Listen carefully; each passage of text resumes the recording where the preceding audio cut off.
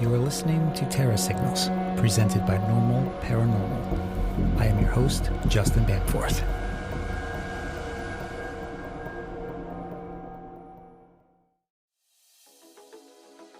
AI, artificial intelligence. Whenever you hear that term, you might be filled with excitement or trepidation, depending on what side of the digital table you sit at. But my goal isn't to sway you one way or another, it's just to get you to think. The next guest is someone who will encourage just that.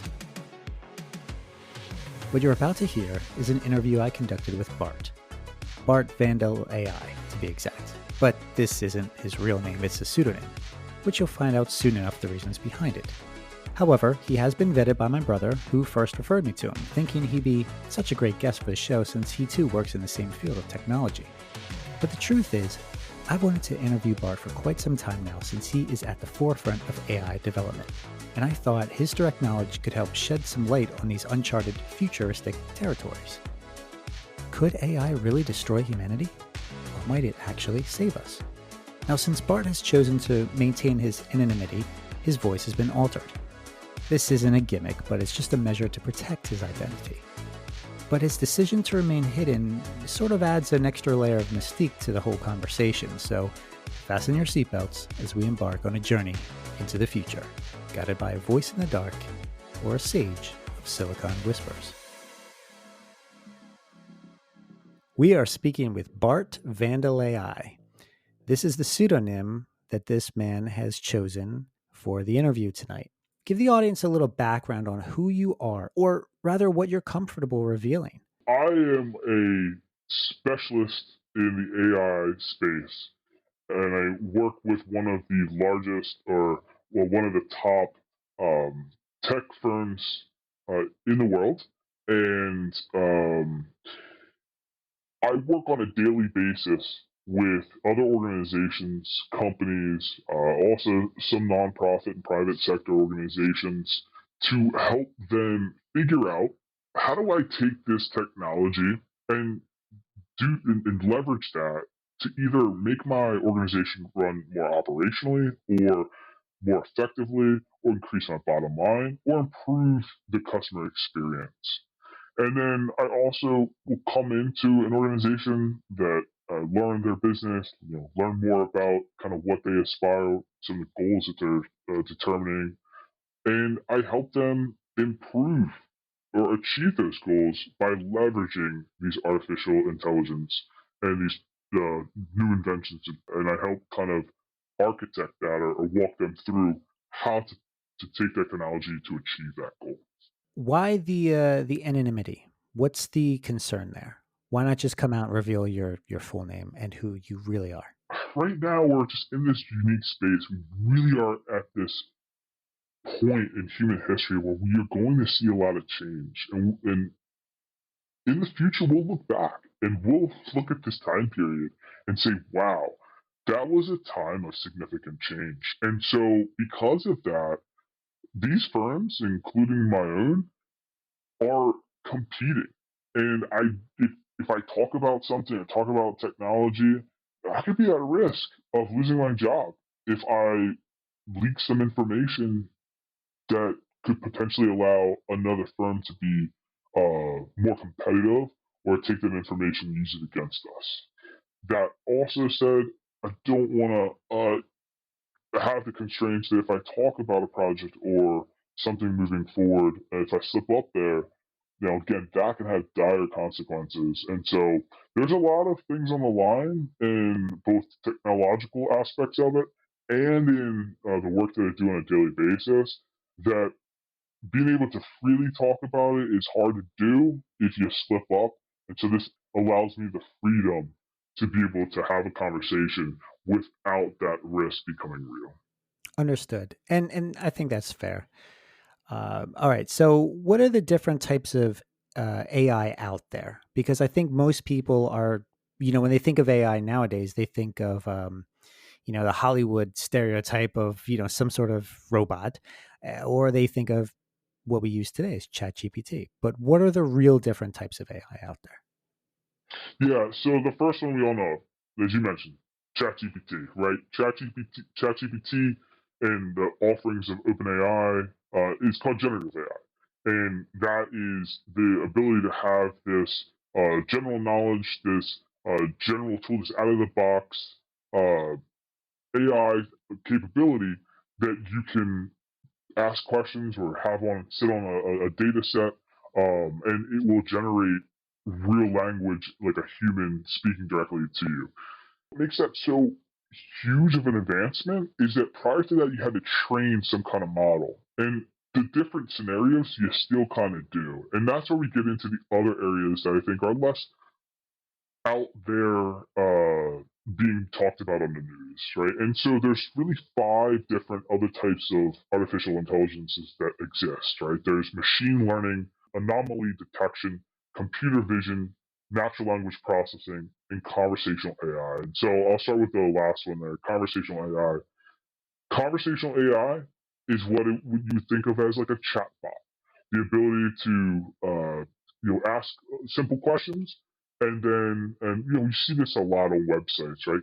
How may I help you today? Right, that gets you to really interact with a chatbot. That chatbot processes understanding of what you want to do, where you want to go, and then gets you in touch with an agent but has all those basic questions already figured out. That's conversational AI. ChatGPT kind of has also broken through part, if not completely changed, that conversational AI space that has been focused on just building bots and chat communication bots in the past. The next thing is natural language processing, right? So that's the ability to take, like you and I are doing, speaking in human English tongue, it could be any language, and converting that to text. And so that way, when you convert that to text, you can do things with it. You have data, you can now use that as a programming language. Being able to change natural language processing, see this with translation apps, being able to converse back in natural process language. Again, that's another huge thing with OpenAI is the use of or the creation of what's called Whisper, which is to be able to take text, convert that to what seems like some kind of natural language or some kind of human speaking back to you. Computer vision, this one's really huge. I think up till we saw the breakthrough in OpenAI, this was a really big.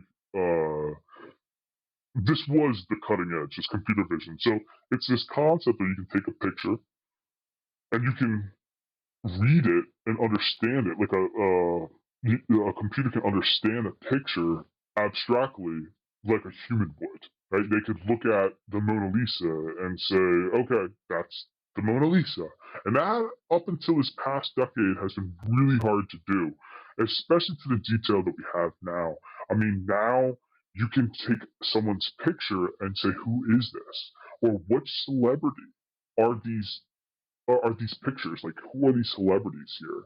That computer vision piece is something around artificial intelligence that being able to recognize different faces, the different expressions. Is this person upset or angry?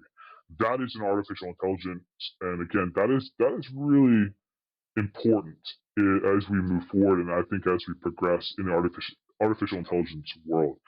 And then the last, anomaly detection and machine learning. Anomaly detection is looking for something that's not of the norm. We see this with, say, machines, right? If a machine is running and it somehow isn't running as smooth as it typically does, and therefore the output of what it's building might not be as good, right? So the quality assurance might go down. Looking for those anomalies are crucial in being able to make sure that we're creating what we want to create, we're doing what we want to do, and we're also preventing things from breaking down. In the case of where I've seen some of this application is in transportation, right? Looking for when an engine isn't working right. And if you think about that in like air travel or freight or train travel, looking when a wheel is not hitting it right? Detecting those anomalies is crucial to preventing maybe a train wreck, right? And then the last is machine learning. And this, I think, is a very common one, right? And so machine learning is basically taking a data set and looking for some kind of recurring pattern. And there's typically a few different models that this works off of, but the two big ones are classification models and regression models. So the classification model is being able to look at a large data set and training that data set to identify whether an outcome is going to happen. So I could say take patient data and say, okay, based on this patient data, all this information that I have, is this person going to have a heart attack? Um, that would be an example. Is this person going to have diabetes, right? Versus regression model, I would say, hey, I'm going to look at this patient data set. How old will this patient live?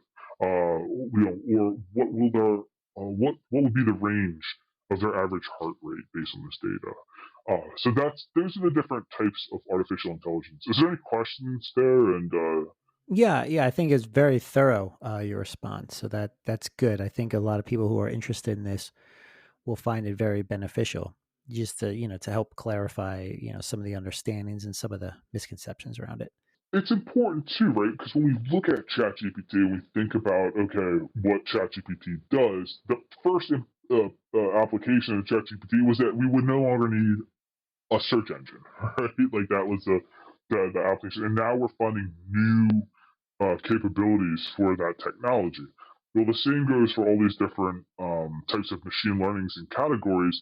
Is that they do all each of these fits a certain problem and can be used in a certain way to solve a problem. And what you might do in ChatGPT might not be able to do in computer vision, or what you're able to do in OpenAI's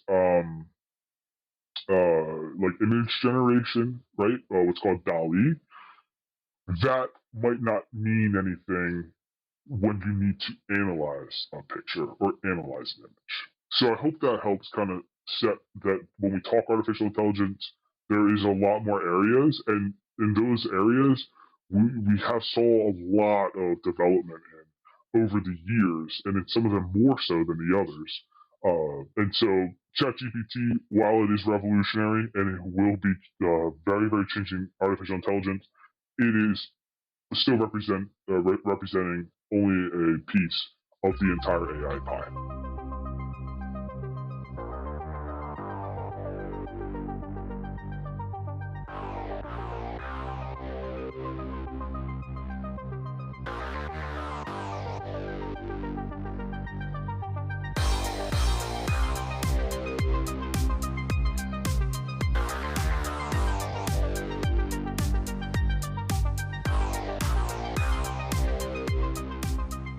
There's a lot of speculation, right? And there's even fear, especially in popular culture. What are some like common misconceptions about AI, and what do you think is important for the public to understand about its capabilities and limitations? So I think that's a really good question. And I think that is at the heart of what we hear in the major concerns that we have, where we're thinking this is going to be like a Stuxnet, right? Or this is going to be some kind of matrix where AI is going to come out and it's going to completely remove the need for human intervention, for human involvement, and most of the things that we do professionally or that we look for in interactions with humans, that will be completely removed. Frankly, the technology, A, isn't there, in my opinion. And two, I think we have a lot further to go in the artificial space, in the artificial intelligence space, to even get clearly close to that goal, if that's even a goal. And I think you hear there's some tech giants, right, that we hear, like Elon Musk, for example, and you hear some of his concerns, and there was a big letter that was signed, including Elon, as well as Steve Wozniak, that said, like, hey, we need to kind of pump the brakes on this because we don't want to be at a point where there's no return, right? The robot's completely out of the bag, the genie's out of the bottle, and now we can't put it back, and it's thinking for itself, and it's determining and taking over and launching nukes and determining what kind of government we have and what we do, and humans are its slave, right? So that's, I think, the concern. That's also around this concept of general artificial intelligence. So when we get into what artificial intelligence is, artificial intelligence at this stage right now, and in general, artificial intelligence is really this core concept that this computer can mimic human intelligence.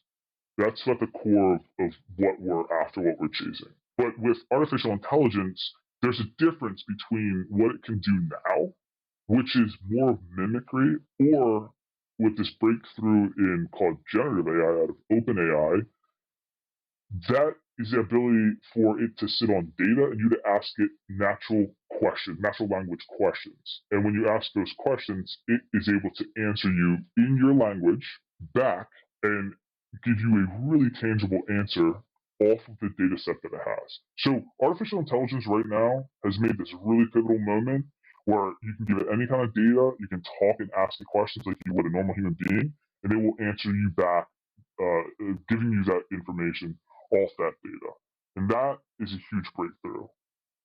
However, this general artificial intelligence is this concept that the artificial intelligence can think for itself and it can draw conclusions in the future and come up with inferences that are very advanced about that data or about something that you haven't shown or you haven't trained it on. Hmm. Have we seen that in technology yet? Or have you seen that? I have not. I don't believe we have. Some of the shakeup that's happened at OpenAI, there were some rumors that were said that part of that shakeup that happened at OpenAI, and for the listeners that aren't aware of that, basically the founder of, one of the founders of OpenAI and the leader over there, he was pushed out as CEO by the board of directors, and one of the rumors was that that happened because his concern and the board's concern over what OpenAI may have found of that next push towards getting closer to that general artificial intelligence. But I really think those are just rumors, and there's nothing that leads me to believe that. I don't know anything about that, right? And frankly, if I did, not necessarily sure I could share that, but pretty confident that that's not what happened. And again, going back to, I think we're years away, if not decades away, from that whole, AGI, artificial general intelligence, is what you typically hear. I remember, was it just like a year ago, like first hearing about ChatGPT, and now here we are. It's like it has taken over. Why is the technology moving so quickly? I mean, is it because these tech giants, like you had alluded to earlier, were already playing in this space?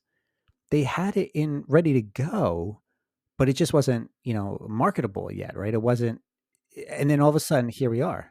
So what I think has happened is that aside from generative AI, all of these different areas, that has been being worked on, and we've made progress in these spaces a lot. A lot. So natural language processing, for example, is a good one, right? Before generative AI, you've heard of translation applications, right? Where like you can speak into the application and then you speak into it Spanish and then it translates that to English or vice versa, right? Mhm. So that's natural language processing, the ability to take something someone says and convert it to text. And the ability to do that has existed. That in a way is artificial intelligence, right? Or be able to take text, takes what somebody says and convert that to text. That has existed. But I think we kept hitting this wall up until the past 5 years. We've really hit this wall because the technology on the background hasn't been there. And when we say technology, it comes down to processing power and being able to collect a large data set and be able to access that data set. And when you think about where we were 20 years ago, the concept of a server or a computer being a physical box in your house was the mainstay. That's the primary concept of IT, is that, hey, we have these servers and we're going to connect them on this network called the internet, right? And everything that you did was confined to that box or that server. But now with cloud computing, it gives you the capacity to take a bunch of servers, a bunch of processors and group them together. And that, coupled with our advancements in chip research and in chip technology, processing chips, those have improved immensely, and they will continue to improve. I'll give you an example, right? When we think about how we look up in space, if I take a telescope, I can only look so far. But a lot of NASA and a lot of the research and those that work in space, they take a bunch of telescopes all across the Earth, and then they combine them all, and that gives you a much bigger lens. Well, that's kind of how it's been working in the computational world and in IT with the advent and creation of cloud computing. Is that you can have access to a lot of servers, and you don't have to build them, right? And I think that has opened the ability to allow us to have the compute power to run against a huge data set and then train an algorithm or create an algorithm that has opened up the capacity for us to have the breakthroughs that we've had with OpenAI and ChatGPT. So if I'm hearing you correctly, all of this, like the idea was there, but the computational power wasn't, and now it's like all of it's growing together all at once, simultaneously, right? Yeah, the concept of artificial intelligence has been around for a century, if not more, and that's the concept of this thing called AI winter. And it was the idea that, hey, we had this big breakthrough, but then we hit a roadblock. And now what people thought was going to be a practical application of AI turns out we can't do what we thought we could do. And now we're into a winter. And I think you're going to see that. I think we have this big breakthrough with ChatGPT now. I think the next stage is really that concept of potentially reaching artificial general intelligence.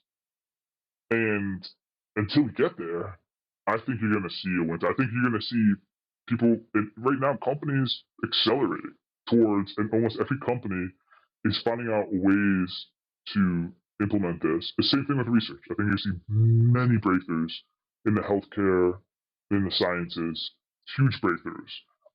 That's all going to revolutionize the day-to-day world that we live in. And then once we kind of accept that new reality and understand where the limitations are, the next is that next evolutionary step, right? And that's going to be, I think, the general intelligence. I am a brain, right? I can do it all, and I can also think forward, and I can make suggestions, or I can you ask me something about something, and I can just give you a good answer. I think that's the future, and I think until we get there, we'll have another winter. How far are we away from that? I think like a decade away, A decade. Wow. maybe less. Oh my gosh.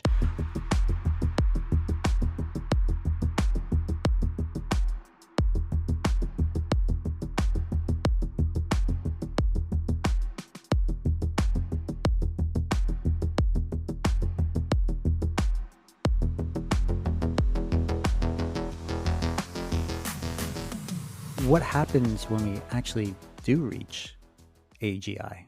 Well, Like, do we have to create new laws? Do we have to restructure society? Like, what are the implications of that? Like, let's say a company has a press release and they say, "Hey, guess what, guys? We have achieved it. We have achieved artificial general intelligence." What happens from there in this scenario? Like, what do you see happen? well, it's the much like ChatGPT now, right? Is the question becomes, let's see it. How does it work? And once we get a good feel of how it works, what the platform is designed, how we implement it, how do we interact with our data, how do we interact with our information, like let's look at that. And if it comes out to be pretty practical, then I think it stays. Then I think you'll see technology developing around that. Earlier, you asked me about like laws, right? I Mhm. think a lot of times government works slow. And as we advance more and more in the private sector, the private sector, its goal, right, a lot of times is to do good things. And kind of the driver behind that is profits, right? So, but I think the intentionalities are good a lot of times, right? It's a human involvement, while the government's intentions are to serve its constituents, right? But with that said, it's often slow. So when you want to get things done really fast, private sector's way to do it. I think we see that in the advance of AI, but oftentimes laws lag behind because of that. And we did see some legislation get put in place already on artificial intelligence now. So to answer your question, I still believe that if we got to the point of AGI, like then laws would have to catch up. Do you think we've now reached a point where the government just can't catch up to the technology? I think they can, but it comes to is that a priority? Because I just have a hard time trying to understand why this isn't a priority, right? Because this is, I mean, this is going to reshape society. I mean, how can this not be a priority? You know, that's a fine balance of the private sector and the public sector, and non-profits that fit in there, right? But in the case of any new tool that comes to market, is you striking that balance between having a healthy growth in innovation and technology and shutting that down completely and really holding back the advancements as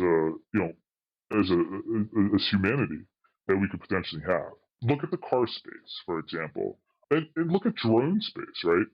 I think that's a better example. We can do drone deliveries. We can do that, but the airline, the federal airline, what FAA, they basically have kind of tabled that. But we can do that. You can have packages delivered to your door, and in most cases, like but I think FAA is kind of like shut that down right now until they get some testing. And the same thing I was trying to make before is self-driving cars. It's there, right? Like we have self-driving cars that are out there, but it's a big risk, right? I mean, one of the biggest killers is cars. So the government doesn't want to just let that go. And but at the same time, when they table that, that growth kind of gets tabled too. This is something that will transform the way our day-to-day lives are. If you haven't played with technology, then I would encourage you to. But for those of your listeners, including yourself, that have played with this technology, I mean, you think and feel that this is pretty life changing, right? Like you can do a lot more. Like life gets a lot of the tasks that were maybe really long that you took before. You can query that or get that answer in a second. Yeah. Yeah. The technology is really amazing. And to those of you who are listening who haven't, played with some of the AI tools out there, I mean, there's a lot. It's really mind blowing, but it's easy to get overwhelmed. And that's why I kind of asked about the government thing because, a lot of politicians, they got a lot on their mind, right? So, trying to do the homework and the research into better understand this technology, that requires an investment on their part. But let me ask you this: has government ever approached you to better understand the technology or help shape public policy? No, the government hasn't approached me directly. Indirectly, I've worked with some institutions that are like have been and are involved in the government. So I've kind of worked with them through some helping of like operational efficiencies and kind of finding out ways to use this technology to improve what they do.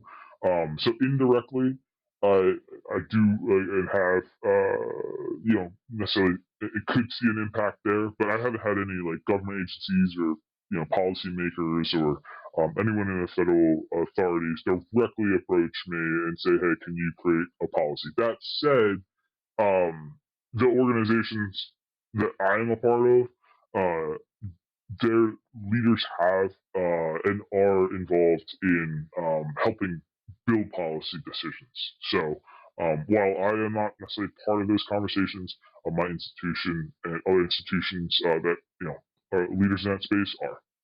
Got it. Okay. Mhm. What about in shifting gears a little bit? What about in the healthcare space? Do you work with various healthcare agencies to kind of utilize AI to help improve the technologies there in medicine and surgery and and what have you. Absolutely, absolutely. So I think that that's when we look to where AI has really made this big change. I think we're going to see the most of the advancements that will we're going to look back and say, wow, like this is absolutely life changing, is in the medical industry. So I didn't cover all of those things, but one of those areas of artificial intelligence, right, is called computer vision. And the idea of computer vision is to be able to take an image and deduct different elements of that image and be able to say, okay, and in the case of health, and in the case of the medical field, you could actually make inferences on those images. And if you train a model in a case of, say, maybe cancer research, you can look at a model and say, hey, this cell does not look like a healthy cell. This person should maybe be screened for cancer. Or looking at different fractures and or different surgery and saying, hey, there's a fracture here, there's a broken bone here. And so I think for right now, AI space and computer vision, we're already seeing practical applications of artificial intelligence and computer vision capabilities being leveraged in diagnoses. And that's very, very important in finding diseases on very early on and getting a diagnosis and a treatment in place to stop that progression or reverse it. And as you know, with cancer, that's a huge, huge thing. As this technology improves and as we work with things like CRISPR and genetics and DNA, getting down to those levels and being able to look at potential diseases or protein problems or abnormalities that might lead to further disease. I think that's going to be the future of where we're going to see artificial really shine. And there's some hangups now on that. There's already been some cases where the artificial intelligence has given a false positive, or it's given some information that the diagnosis has been completely wrong. So there's some growth there, but I think that can only get better. How does that happen? Because you would think AI is perfect, right? Like how do they make a wrong diagnosis? And the answer to that is that AI is not perfect. It is not. And everything's all probabilities. So when you do train a model or you build an algorithm, and again, this is the breakthrough of generative AI, right? And what ChatGPT's done and OpenAI has done with their collection of solutions is that they give you an out of the box uh, generative artificial intelligence capability that allows you to start there. Prior to OpenAI and ChatGPT, is that you had to train a model. So in the case of like computer vision, if we were to look at, say, and try to identify a bone fracture, we had to train that model on what a bone, like what a proper bone structure looks like.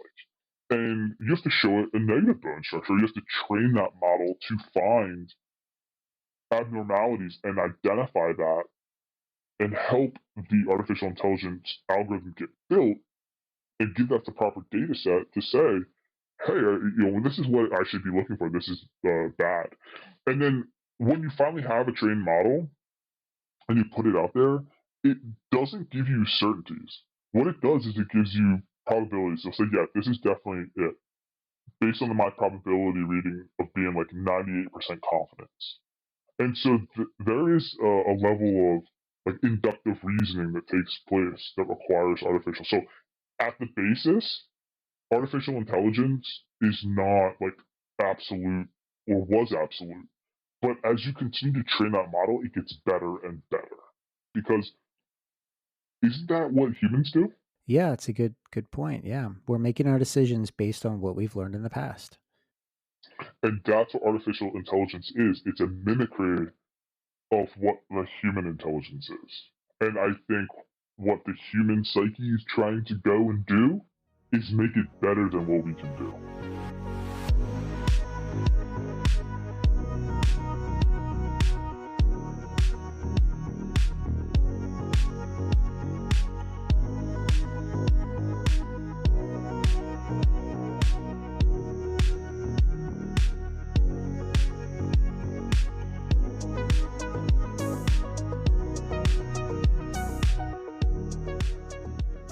There's that unsettling aspect where AI could one day, try to replace humans, right? I know that that's a common fear with a lot of listeners.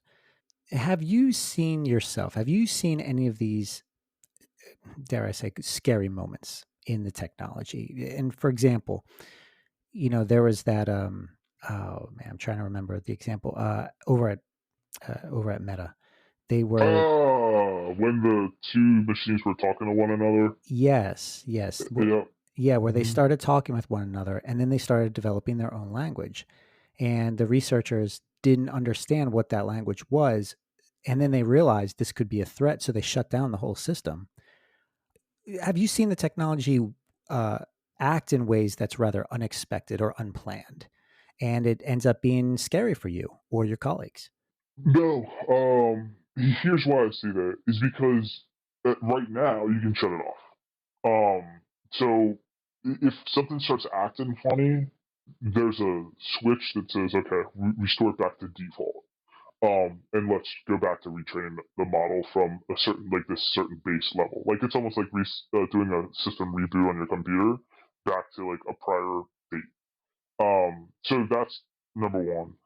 But I do know what you're getting at here, and I would say that yes, this is a concern. It is a thing that's being watched across. I think everybody is kind of just like watching that, right? Because on one hand, it's interesting because humans, we're our culture, our values, our morals, the way we experience the world is through a lot of times, a part of that play is through the tools that we have, right? And so having better, stronger, smarter tools enables us to do better, stronger, smarter things. And so it's valuable. It's viewed as a value, and you and I can have a complete philosophical discussion about whether that's good or bad.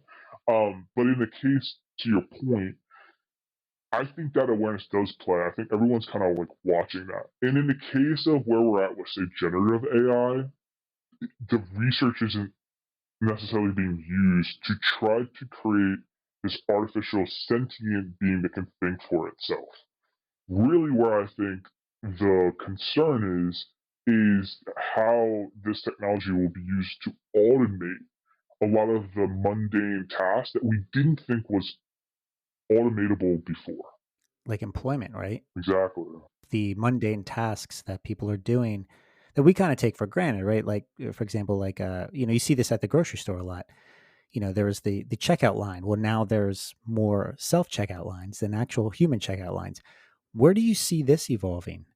We've already seen this happen, and we've typically looked at blue collar work as something that's manual, and the skills required for that is to be able to be take a grueling punch every single time, and you don't have to really necessarily have the brains, you just have to have the bronze. And then white collar work, not replaceable because we have the brains, not the bronze. But in the past, we've already seen some of the work, almost all of it, in the manufacturing space being automated, right? I mean, cars in Detroit were such a big thing before they were shipped overseas. After they're shipped overseas and kind of in between, we've seen the factories almost be mostly robotic. And so I think the process was like, hey, we understand the manufacturing could be automated, but none of the blue collar jobs, none of the white collar jobs could really be touched right now. Well, with this capabilities that we've seen this big push through, maybe blue collar right now because we don't have robotics yet. We don't have robotics that can mimic or do the things that people can do. But I think more jobs than we thought before in the white collar space are potentially at risk.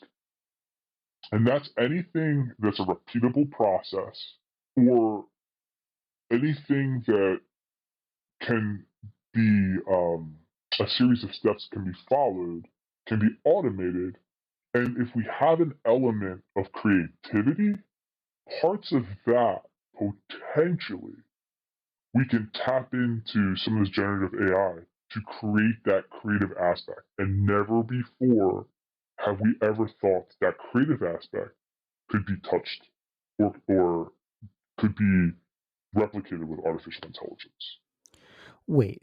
let me understand this correctly. So you're saying that creative positions are potentially threatened here? Potentially.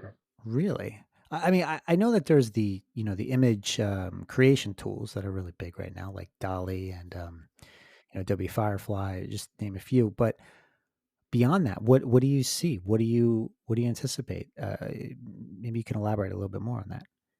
Yeah, I mean, you're already starting to see the development. And again, where these things, there's almost a practical application in every field. That's what makes this so wild. Versus before, there wasn't necessarily a practical application in every field.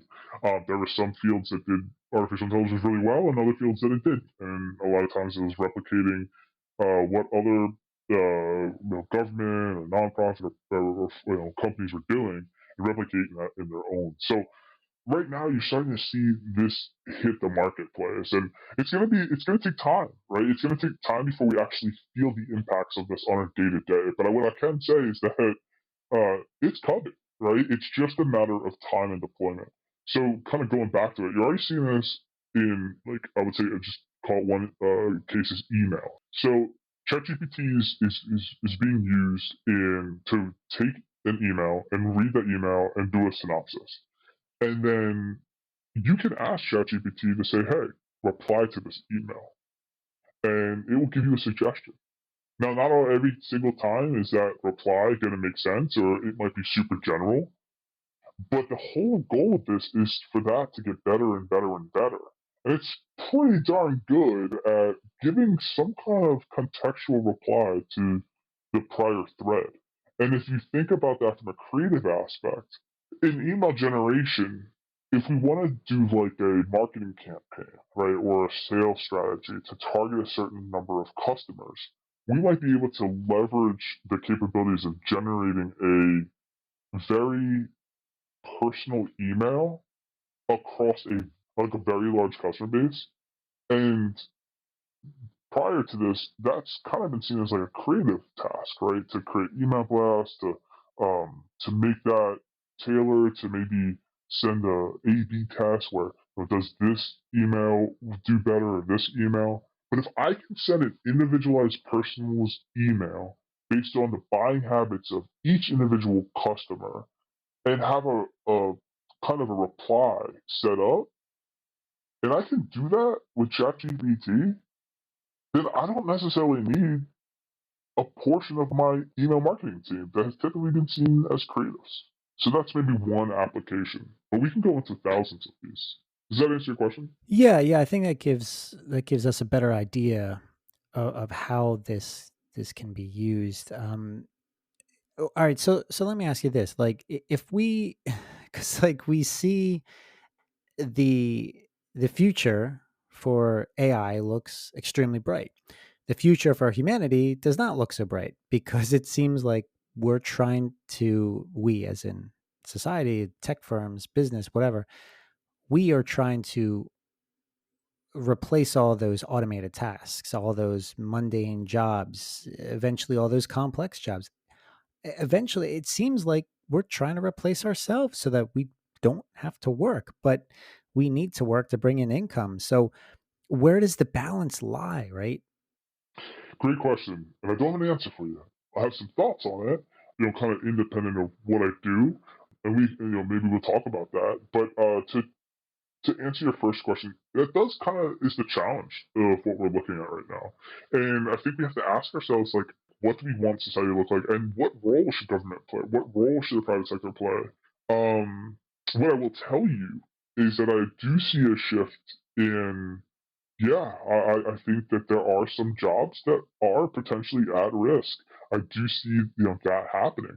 On the positive side, I see companies or the ability of doing and inventing and creating things or running an organization.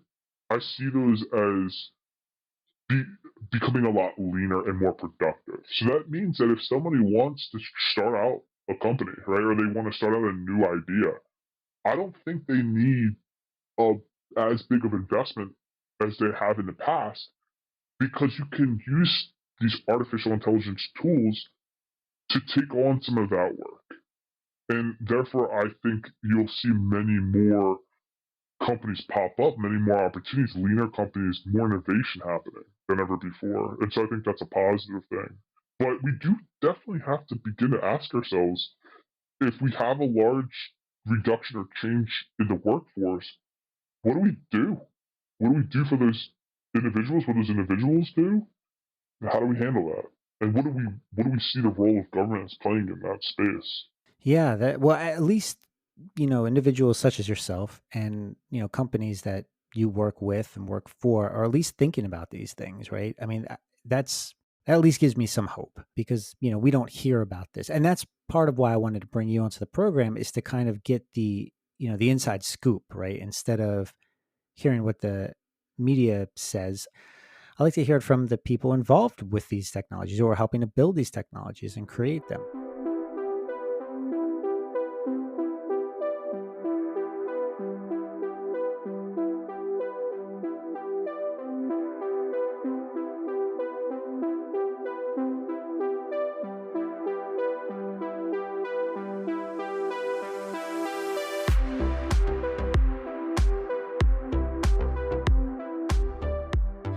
All right, so let's look at the coming year ahead in 2024. What do you see happening in the AI space?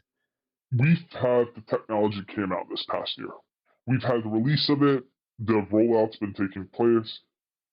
Between when it was launched, and I'm talking specifically generative AI and OpenAI, like when that's coming to market, that's been a huge breakthrough.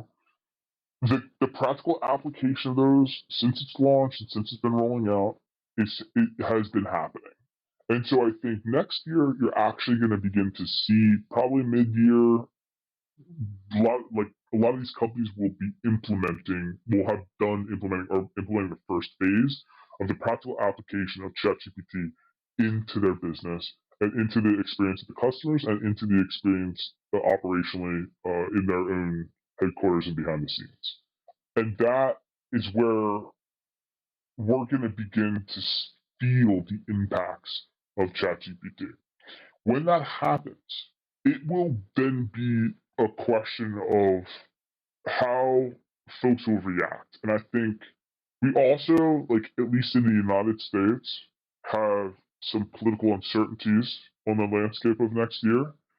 And that can also fuel the decisions on how we accelerate that or whether organizations hold back until that uncertainty plays out.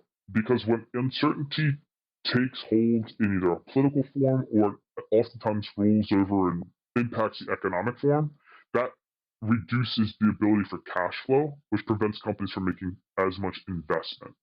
And so I think you'll see the first phase of these ChatGPT rollout. Everyone's going to kind of pause and feel that. And I think everyone's going to kind of start to begin to think about how their day to days will change. And so, depending upon the outcome of the election and how much that's accelerated, we won't know till December. So, I don't think too much will change on the day to day this next year, but it will set the landscape of how people react the year after. And I think the year after is when things will most likely accelerate forward, and that's when you're gonna start to feel people asking these questions about what should I be doing next. And that's either we're gonna have retraining, we're gonna have discussions of policy, or you're gonna start seeing demonstrations and potential unionization or groupings of folks to challenge the rollout of this technology. And so I think next year you'll see the changes take place. You'll feel the changes take place, but there won't be a lot of action. But it will set the tone depending upon how everything plays out for the next year. And I think next year could be very impactful on how we respond. All right, so that's really really intriguing. In the meantime, what can the average person do to kind of anticipate those, that following year of changes? What can the listener do now to kind of prepare themselves to get ready for the what sounds like the inevitable future, well, the potential future, I should say, um, depending upon how the political climate goes. But let's say the technology gets the green light, gets the go ahead. We hit the gas pedal in 2025. What can the everyday average consumer or individual do today in 2024 to anticipate that? Learn as much as you possibly can. If this is something or a field that you think will be automated, or I mean, I frankly think that just look at computers when computers came out. Can you imagine saying, "Hey, I don't want to learn how to I don't want to learn how to work a computer"? You'd be obsolete right now. I mean, unless you did some kind of work that didn't have that. But even then, I would argue your phone is a small computer. But when PCs first came out, there was folks that said, I'm not going to use a computer because it's going to replace me, and I won't be any, I won't be part of that. Look at the way that the impacts that all the technology has taken over, basically. To be a part of that and to be a part of society, you have to understand the tools. In history, scribes were super important. People that could read and write were super important. They were able to do a lot more things. So I think it can only help to be as educated as possible. So I would say, go to these. There's a lot of trainings that are out there that are available at companies. The leaders in this AI space. Microsoft being one of the top leaders, I would say.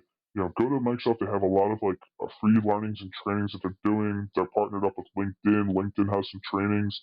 I would say go there. Google is also trying to create in the news, trying to create its own version of ChatGPT.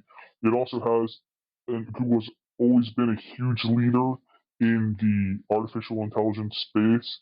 In some of the other areas that I talked about today, there's plenty of trainings that they offer. YouTube is a great learner as well. Some of these technologies you can actually get access to and start playing around with. It's called a developer environment.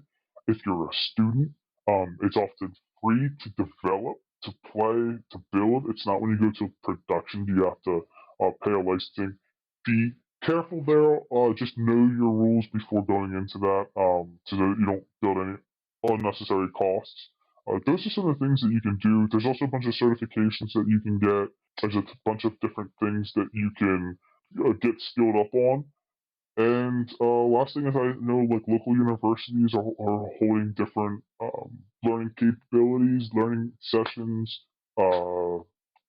different certifications that you can take for. Learning that stuff, playing with the technology, and really getting technical will only be helpful. If you don't want to be part of any of this, okay? So you say, a heck with it, I don't want to be technical, I don't want to be in the business world, I don't want to do any of that stuff, then I would say learn a trade. Get very skilled down to a trade. Until we get stronger with robotics, and I don't think we're there yet, we're making huge advancements in robotics, conversation different day, but in a way that is how we think about artificial intelligence, is right now, learn a trade. If you want more than part of this, you gotta learn a trade, get skilled. Because I do think that if we have a change in the kind of white collar work or what has typically required educational degrees, and we see some of that become replaceable, then those folks will need to do something, and I think some of them will bleed over into more manual labor as an option. And if that happens, you're going to see you're going to see the supply of labor go up. And so that means that demand for labor will go down, and that means typically salaries and wages will go down. So learning a trade sets you different from the rest. When you mean learning a trade, you mean like a trade that Skilled, a skilled skill. labor. Okay. Yeah. Like I don't know, electrical work or HVAC or So something that requires physical. working with your hands and the skills that are with the trade. Yep. Okay, interesting. Okay, Bart, Vandal AI, thank you very much for your time tonight and for contributing all of this insight and helping us to learn more about the AI space and technology and what's to come. So I think maybe that takes a little bit of fear out of the conversation now. There's still a little bit of trepidation, I'm sure, but at least we better understand it. And I thank you for that. Yeah, the world as we know it is not going to be destroyed just yet. But I definitely think it is a time of change, and honestly, it's a very exciting time to be alive. All right, well, there you have it, folks. So instead of fighting against it, learn to embrace it. Aye, aye.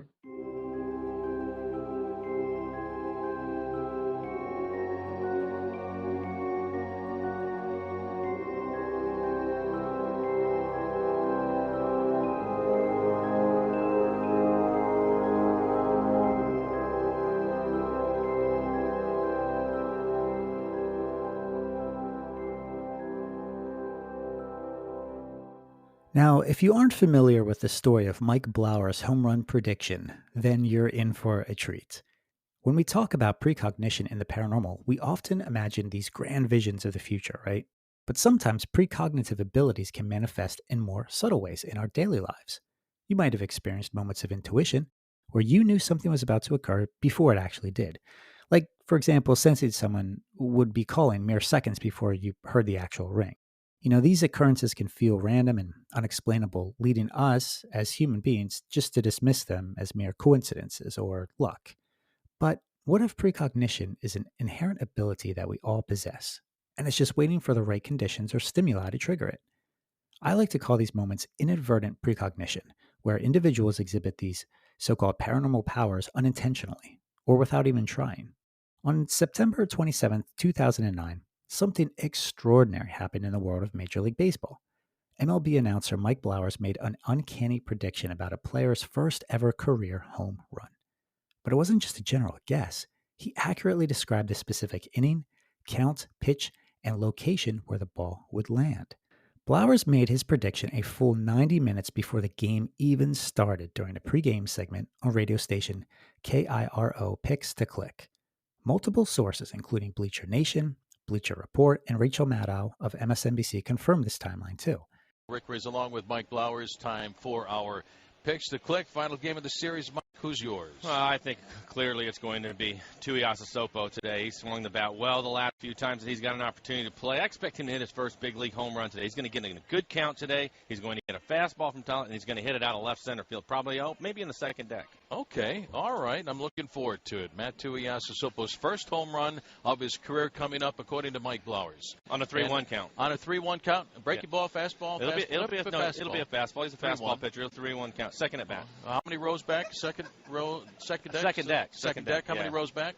That Two or I three? can't because people get their hands in the way, so you never know. Blowers had an almost laser-like precision in his prediction. He foresaw that it would be Seattle Mariners infielder Matt Tuiasosopo's first career home run, occurring during his second at-bat with a 3-1 count, hit off of a fastball delivered by Blue Jay starter Brian Talent. The location, according to Blowers, would be left center field, and he even speculated it might reach the second deck, though it fell just short. And a left-hander's 2-1 pitch. And that's inside ball 3. 3 balls. I've never been so excited on the 3-1 count in my life. How about that? We're there, 3-1. Let's see what happens here. It's going to be a fastball, Matt. You know that. Yeah, we do know that. Now the left-handers. 3-1 pitch on the way. Swung on and belted in the left field. It just missed the second deck. Fly away. I don't believe it. I see the light. I believe you, Mike. Unbelievable. It is 2-0 Mariners. He missed the second deck by just a little bit. And Matt Tuiasosopo has made the prediction come true on his second at bat on a 3-1 count.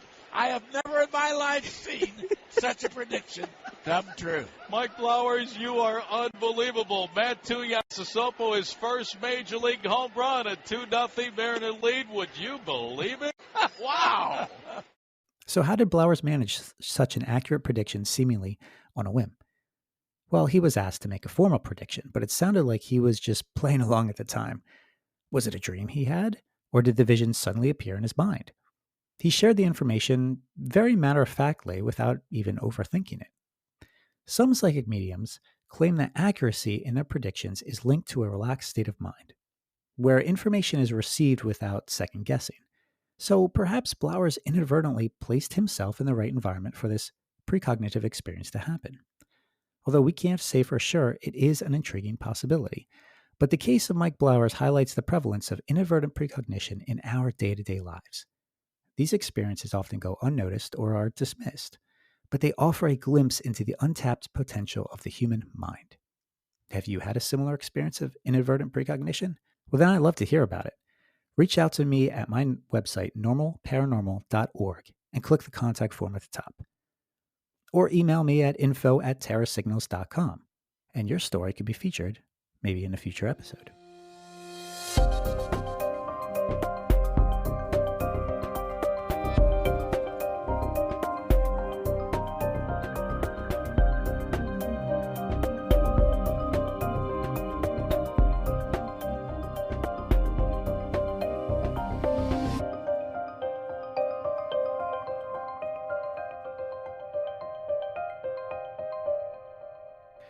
So, towards the end of December 2023, I put the word out on the Terra Signals social media that I was looking for predictions. These would be predictions for the year 2024. Wow, it sounds so amazing to say that out loud. 2024. We really are living in a futuristic sci-fi movie. But anyway, I was looking for people who have a knack for foreseeing the future. Self-proclaimed prophets, psychics, futurists, super forecasters, everyone and anyone who has a strong feeling or premonition of what's to come. Now, this could have been a dream, a knowing, an inkling, or just a whim. But either way, I thought it would be fun to involve you, the listener, and what you think might be coming in the upcoming year ahead. Now, I realize that most of these predictions are just that, right? They're predictions. I don't expect most of them to be correct. But maybe, just maybe, a couple of them might turn out to be somewhat accurate. Now, wouldn't that be interesting? But so, at the end of 2024, we'll revisit these predictions and see which ones actually came to be, or which ones were somewhat close. But to do that, we have to officially put them in the book as predictions at the very start of the year, so that we have some proof later on, should you be accurate. And then if this episode resonates well and, well, you enjoy it, we'll do it again. And who knows, maybe we'll do a live show or something. I don't know. Just throwing different ideas out there. But I'm not looking for these vague predictions. The more specific, the better, because then we can have something we can actually measure and determine its level of accuracy. If it's a vague prediction like, for example, an earthquake will occur on Earth, well, how do you really measure that, Or how about giving me the country, the approximate day or time of this said earthquake, right? That's a lot easier to measure. So when I got a lot of these responses, I omitted some of those vague ones, and I'm just going to share with you some of the best predictions I received.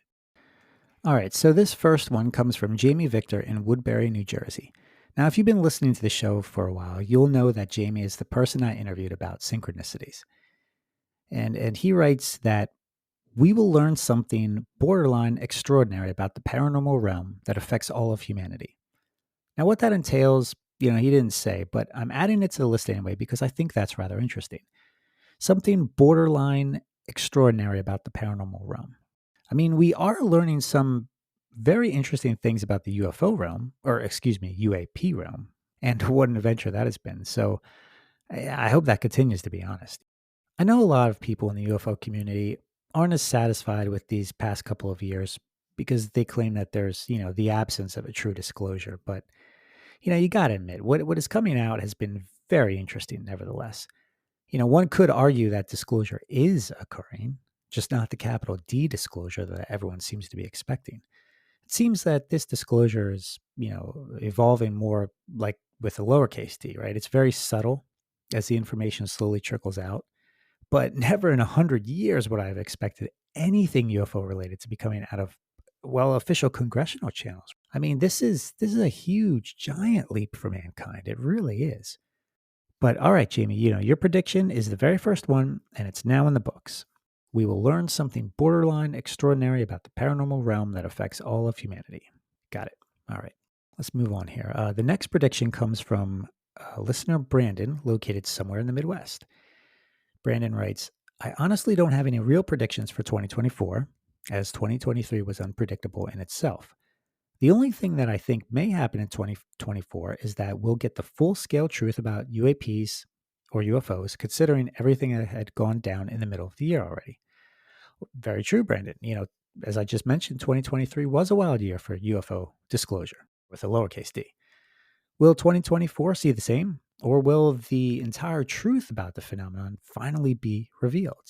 We shall see. But your prediction is officially in the books as prediction number 2.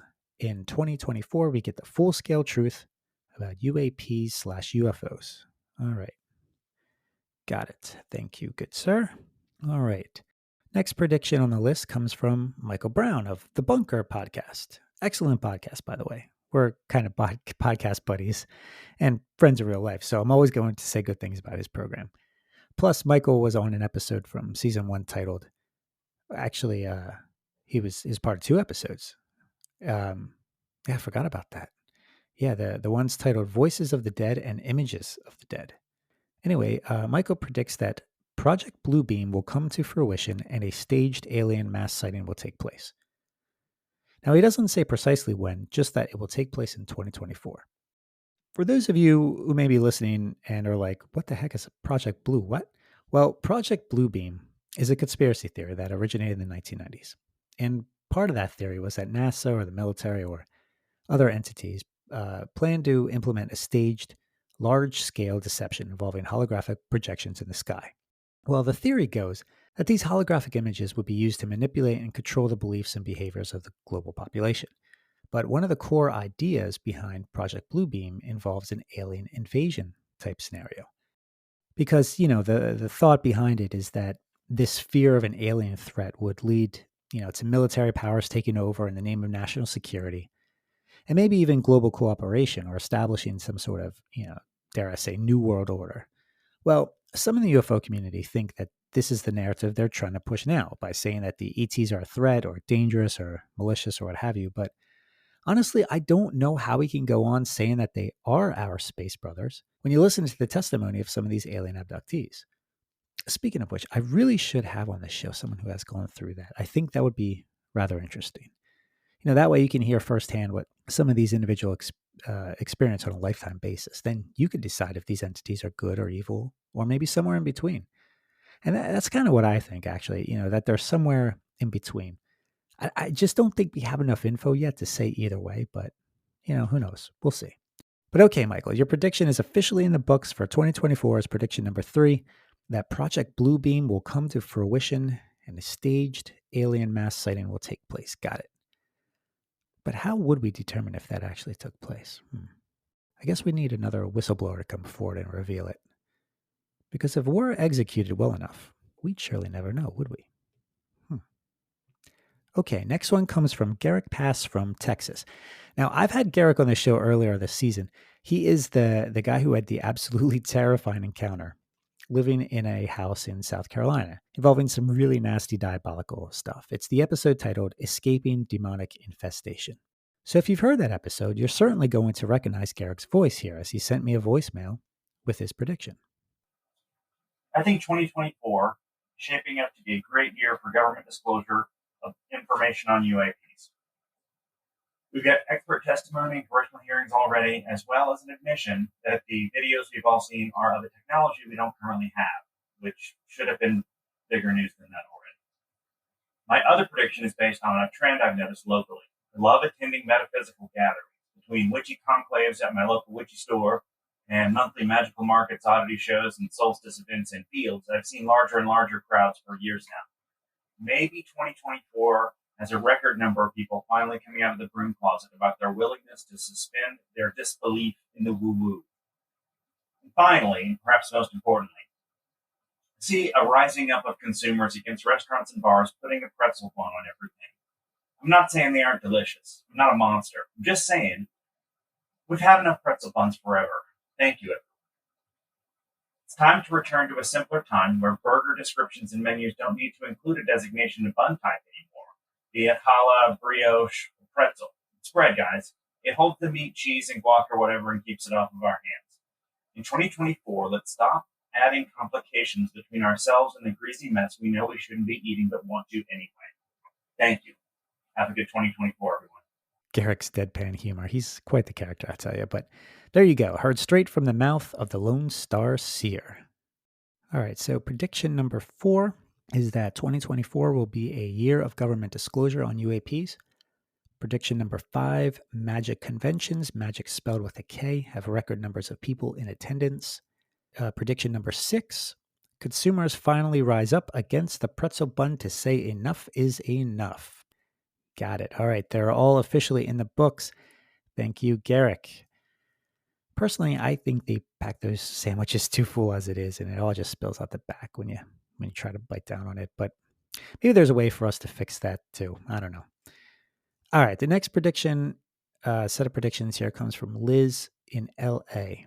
She writes, you know all this talk about there being aliens already detected on Earth, especially in the U.S. Department of Defense, especially by U.S. Navy pilots, right? So I think what you're going to find out is that there's an entire group of aliens running this investigation for the Navy, and their plan is to make everyone think this is ridiculous. They will keep their identity secret, even though we've already been infiltrated. Also, hummus. It's going to be big. Wow. A lot of UFO predictions and food predictions this year. All right. So prediction 7, we have the American public will discover there is a group of aliens running the UAP investigation for the Navy in order to convince everyone, that being humans, that this whole thing is just ridiculous. And prediction number 8, hummus will be huge in 2024. Got it. They have all been recorded.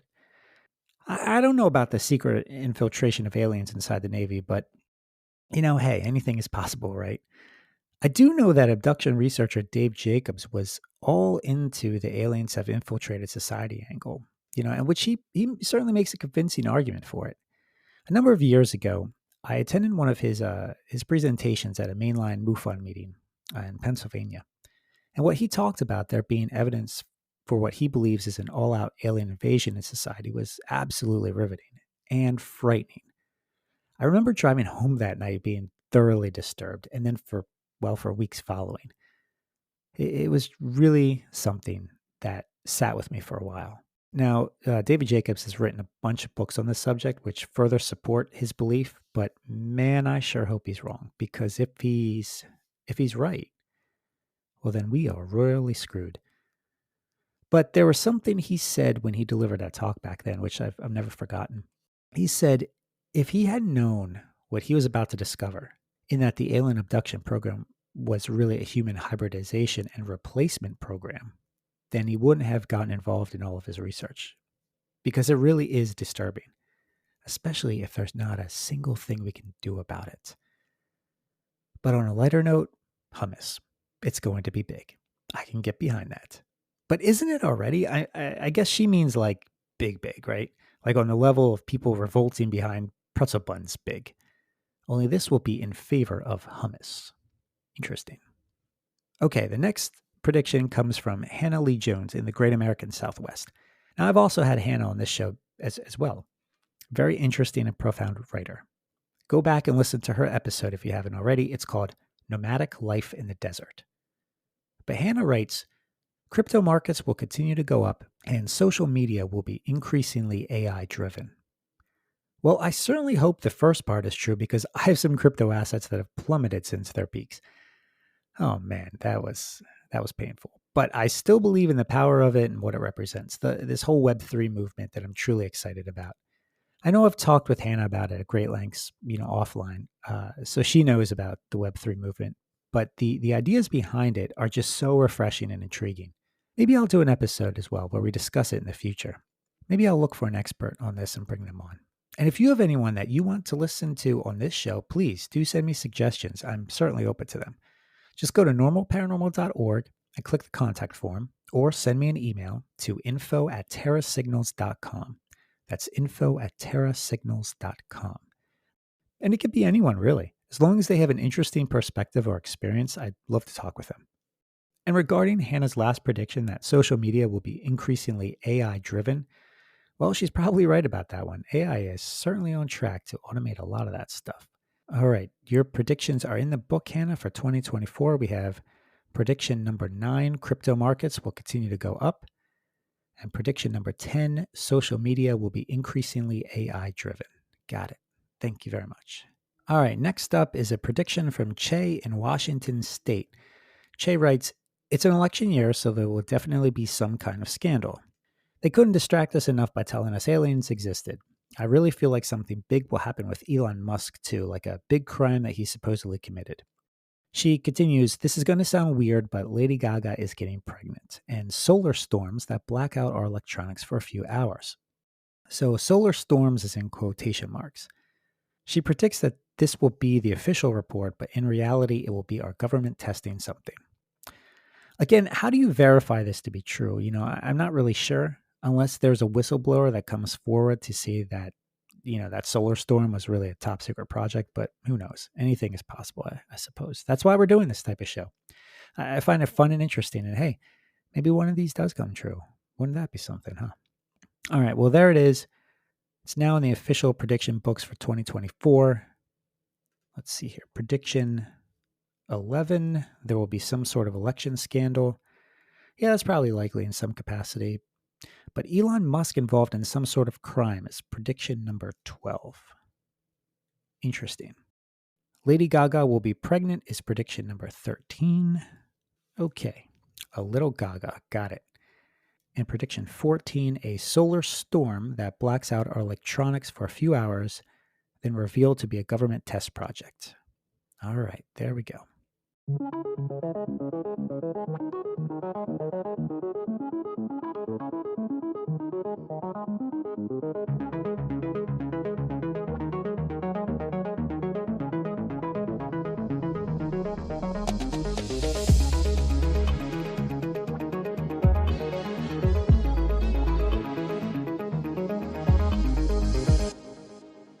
Okay, next prediction is from Sprinks in Massachusetts, who writes, democracy as we know it will change.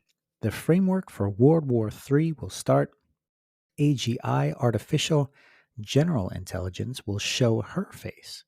And the concept of education and how we will augment with AGI to improve education are all coming in 2024. The results of the election will be contested through January. And, well, I guess that would be 2025. And if Republicans win, we will enter a hot war with Russia, which will postpone elections like Ukraine did. Okay, it's a lot of predictions, but super specific ones, which is exactly what I'm looking for. All right, so we have prediction number 15, democracy as we know it will change. Prediction number 16, the framework for World War III will begin. I hope that does not happen. Prediction number 17, artificial general intelligence will arrive. Prediction number 18, the election results will be contested through January of 2025. And if the Republicans win, we go to a war with Russia, which will postpone elections. All right, so that'll be prediction number 18. Okay, got it. All right, thank you for the submission, Sprinks. The next one here comes from Gary in Las Vegas, who writes, I predict a lot of social unrest in the form of rioting and looting since the country is extremely divided. Yeah, probably. I mean, we're already seeing that, right? Unfortunately, he also goes on to say that there's a high likelihood of a terrorist attack, which could lead to a major cyber attack to shut down the electric grid, or perhaps something like an EMP attack, which could also shut down everything electronic. Yeah, that's interesting and very, very scary. Should something like that ever happen, it would absolutely cripple the country and its economy. So let's hope that prediction doesn't come true. Let's see here. He wrote some other stuff in here that isn't actual predictions, just commentary on things. What I'm really after is I'm after things we can validate at the end of the year. Here we go. Okay. People will pay carbon taxes based on the mileage they drive. Okay, now that's interesting. And cash will be eliminated and replaced with central bank digital currencies.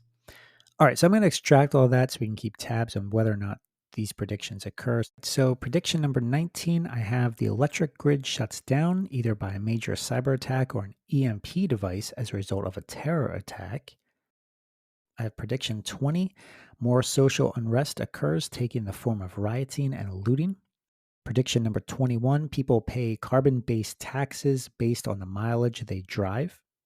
Prediction number 22, cash is eliminated and replaced with central bank digital currencies. And there we go. It's all officially in the books. Thank you for sending it in. Okay, let's see here. Hopefully a more positive prediction. These have been pretty bleak, but hey, that's okay. They're predictions. And, not a lot of people have have a lot of positivity for the future. But here we go. Okay, this one comes from Zephany in the Philippines.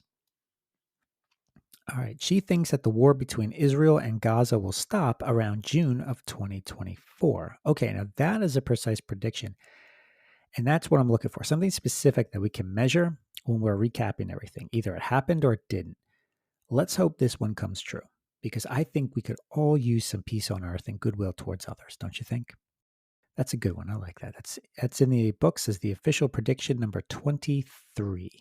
Okay, next one comes from an anonymous in New Zealand who writes, the future year will be another disappointment for the anticipation of flying cars. Yeah, I can see that. Although they are beginning to make huge strides in air taxis now. Did you hear about this? The big investor, Kathy Wood, she invested a huge stake in one of the companies leading the charge on this. I think she snatched up like 300,000 shares in a company called Archer Aviation, which is one of the big ones involved in this whole air taxi business. Side note, I am holding some shares in one of Kathy Wood's ARC ETFs, but I'm in no way promoting it, just putting that out there. Hence my sudden awareness of the subject of air taxis. But, who knows? Maybe the flying car thing really will be a thing sooner rather than later. But those air taxis, I think, that I was talking about, they're more like a flying machine than a true car. But then again, how do you define car? If you're looking at something with 4 wheels or tires, then this may not be it, but I don't know. I'm still going to put it in the books for 2024 as prediction number 24. Another disappointment for the anticipation of flying cars. All right. The next one comes from Diana in St. Paul, Minnesota. Diana writes, the Lions will win the Super Bowl. The Maple Leafs will win the Stanley Cup. Hell will freeze over and the world will end. AI will take over. So there you go. Prediction number 25, the Detroit Lions go all the way. Prediction number 26, the Toronto Maple Leafs go all the way. Prediction number 27, hell finally freezes over. Prediction number 28, the world ends. And prediction number 29, AI takes over. I assume all that is in no particular order, but hopefully we survive enough to do a follow-up episode to give you due credit should you deserve it at that point. But then again, if it all happens, I'm sure the last thing people will be doing is listening to my dumb voice in this show. Or maybe, it'll help them sleep through all the chaos and confusion of the end of the world. I don't know. Hopefully we still have Wi-Fi, but I doubt that will be the case. All right, the next one comes from Yun in Indonesia. Now, this is very interesting because apparently she saw it in a dream and feels like it's very real. She writes that her country, Indonesia, will experience a major disaster causing people to flee to various places. She goes on to elaborate that in her dream, there was a place that she saw where a sea of fire was burning and black smoke filled the sky. There were people screaming and wailing. She also writes that she saw the disaster occurring mainly in Indonesia, but there was chaos in several other places, but she's not sure which countries those were. She also says that she had this dream in October of 2022. So that must have been quite a profound dream for you to have and remember it all the way to this date. But she says it will occur sometime during the dry season of 2024, which usually lasts from June to October and possibly coincides with the leadership election that occurs in her area around the same time. Okay, so if I understand correctly, your prediction involves a major disaster occurring in Indonesia, one that also affects other countries and involves a sea of fire, lots of smoke in the sky, and displaced people who are trying to flee it. This will take place sometime during June to October and possibly around the leadership election for Indonesia. Okay, got it. That's in the books as prediction number 30. Okay, next one comes from Kasha in Canada, who predicts that AI will progress even further at breakneck speed.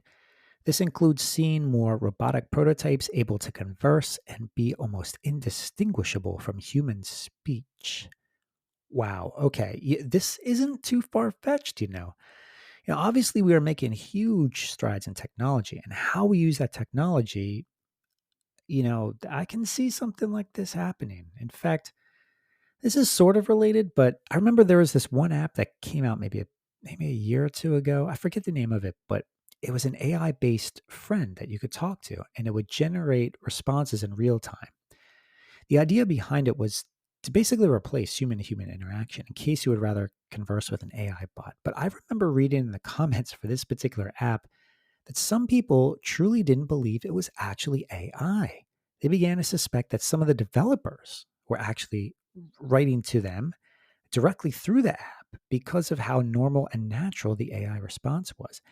And that was a while ago. So now think what we can achieve today with where our technology is. Of course, not all AI is created equal, however. Case in point, those lousy, awful chatbots you encounter in place of real humans, right? On a lot of those websites, especially retail sites, when you're just trying to contact the help section, just get me to a real person, please. I'm sure a lot of you know the feeling, but I digress. Okay, Kasha, I get what you're saying, and I think you're probably right here. So I'm going to put it in the official prediction books as prediction number 31, that AI progresses even further at breakneck speed, and we begin to see more robotic prototypes able to converse and be almost indistinguishable from human speech. All right, here's another prediction regarding AI that comes from Winish in the Netherlands. He says that governments will employ AI tech as a way to control people, let's say in a more surveillance way. Eventually, more and more human interaction will be forbidden since it cannot be controlled by government. And once people realize this, it would be too late to stop it. There will be backlash to this, but it will be short-lived, and then it will become more socially accepted. Now that's a dystopian prediction for us, right? Wouldn't that be something if governments employed AI tech as a way to control and surveil people? Well, they kind of are using it to surveil individuals already. I mean, that's been going on for decades now. But the angle of human interaction becoming forbidden as a result of it, now that is intriguing. Could you imagine if human interaction was outlawed because world governments couldn't track it? Very, very interesting concept there. So I'm going to add your prediction to the list as number 32. World governments employ AI tech as a means for control and surveillance.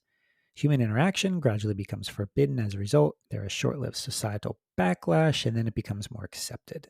I guess because, like you mentioned, it's too late to stop it at that point.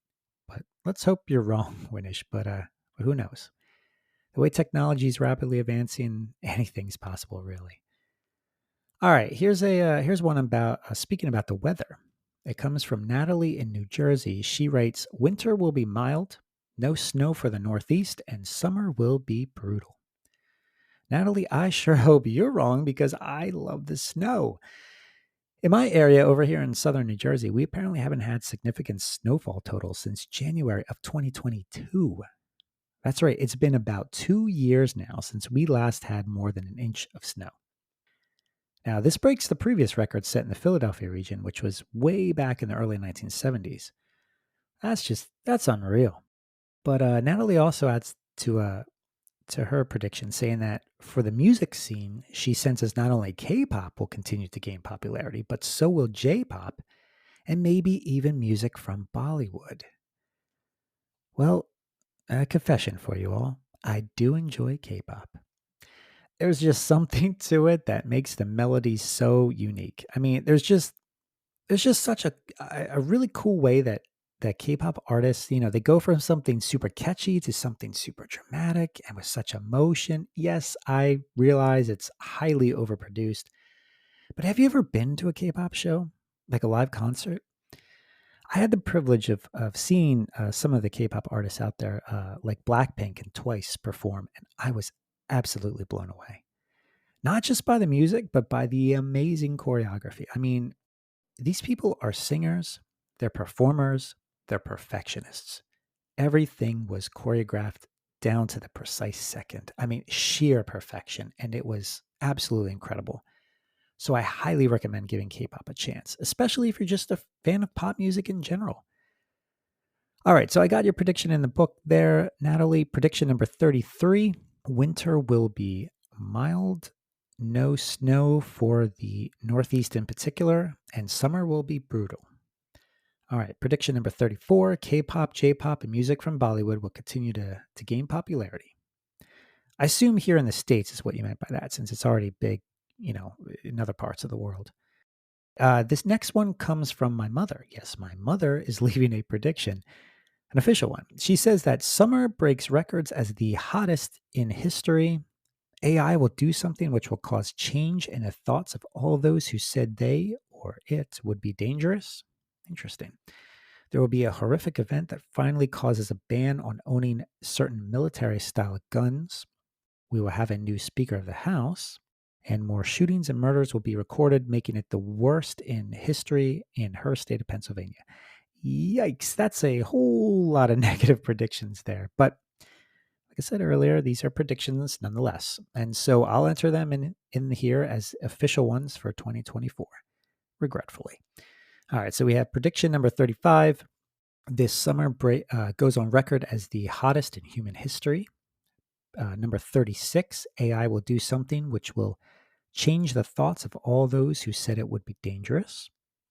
Number 37, a horrific event finally causes a ban on owning certain military-style guns. Number 38, we get a new Speaker of the House. Number 39, more shootings and murders go down in Pennsylvania, making it the worst ever on record for the state. But one more from her husband, who says that the Philadelphia Phillies will win this year's World Series. There we go. Something upbeat. I like that one. That will be prediction number 40, which rounds out our list for 2024. But I do have one more here from Marcia Moore. Now, this isn't exactly a prediction, but more like a wonderful wish for all of us. And I think this is a perfectly awesome way to end this episode. Now, Marcia, I had on the show a while back. The episode is titled Psychic Discernment. She's a very fascinating character, one of my good friends, and she shares this with us. Predictions are hard because we all have free will. I may feel something is coming, but we can all change that. So instead, how about my hopes and wishes for this new year? I wish for us all to find more love and peace for and with each other. I hope we can all find that love and stop judging others for their race, sexuality, religion, and so on. I feel that this hatred is causing so many problems in the world. Enjoy life, laugh, and don't take yourself so seriously this year. Find the good in all things. And I hope by this time next year, we are all a little happier with our lives and have a huge smile on our faces because we have found some peace. My love to you all in this upcoming year. Isn't that just so beautiful? And what a way to end this episode. My thanks to everyone who participated and sent in some of these incredible visions for the future. Some positive, some not so positive, and some just tasty. But we shall see what the future holds. And hopefully it includes many more episodes of this very program, Terror Signals, that you're listening to now. I really do appreciate each and every one of you for taking the time to listen to me ramble on. And I'll be back for season 3 in about a month or two with some more episodes and more intriguing individuals to have these great, exciting conversations with. In the meantime, though, be sure to click the links in the show notes to help support the program and keep the conversations going. Here is to an amazing 2024. You have been listening to Terror Signals with Justin Bamforth and presented by Normal Paranormal. For more on this show and other topics of high strangeness, please visit normalparanormal.org or visit the program website at terrorsignals.com.